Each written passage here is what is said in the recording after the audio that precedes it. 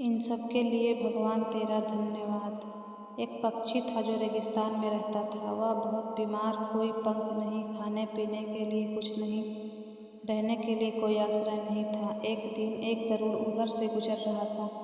उस बीमार और दुखी पक्षी ने गरुड़ को रोका और पूछा, तुम कहाँ जा रहे हो? गरुड़ ने उत्तर दिया, मैं स्वर्ग जा रहा हूँ। बीमार पक्षी ने कहा, कृपया मेरे लिए पता करें, मेरी पीड़ा कब तक समाप्त हो जाएगी? गरुड़ ने कहा, निश्चित ही मैं पता करूँगा। गरुड़ ने इतना कहकर बीमार पक्षी से विदा ली। गरुड़ स्वर्ग पहुँचा और प्रवेश द्वार पर देवदूत को बीमार पक्षी का संदेश दिया। देवदूत ने कहा, पक्षी के जीवन में अगले 7 वर्ष तक इसी तरह कष्ट लिखा हुआ है।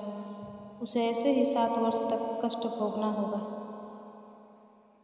तब तक उसके जीवन में कोई खुशी नहीं है। गरुड़ ने कहा, जब बीमार पक्षी यह सुनेगा तो वह निराश हो जाएगा। क्या आप इसके लिए कोई उपाय बता सकते हैं? देवदूत ने उत्तर दिया, उससे कहो कि इस वाक्य को हमेशा बोलता रहे, इन सब के लिए भगवान तेरा शुक्र है। वापसी पर जब वह बीमार पक्षी गरुड़ से फिर मिला तो गरुड़ ने उस स्वर्गदूत का संदेश दिया। 7-8 दिनों के बाद गरुड़ जब फिर उधर से गुजर रहा था तब उसने देखा कि पक्षी बहुत खुश था। उसके शरीर पर पंख आ गए थे। उस रेगिस्तानी इलाके में एक छोटा सा पौधा लगा हुआ था। वहाँ पानी का एक छोटा सा तालाब भी बना हुआ था।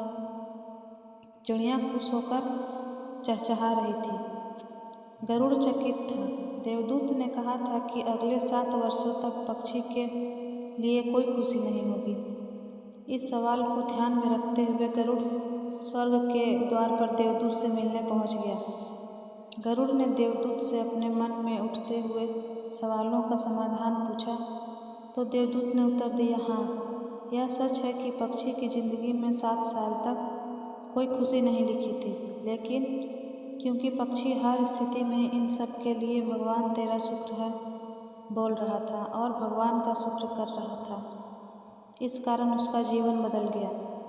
जब पक्षी गर्म रेत पर गिर गया तो भी उसने कहा, इन सब के लिए भगवान तेरा शुक्र है। जब यह उड़ नहीं सकता था तो भी उसने कहा, इन सब के लिए भगवान तेरा शुक्र है। जब उसे प्यास लगी और आसपास पानी नहीं था तो भी उसने कहा, इन सब के लिए भगवान तेरा शुक्र है।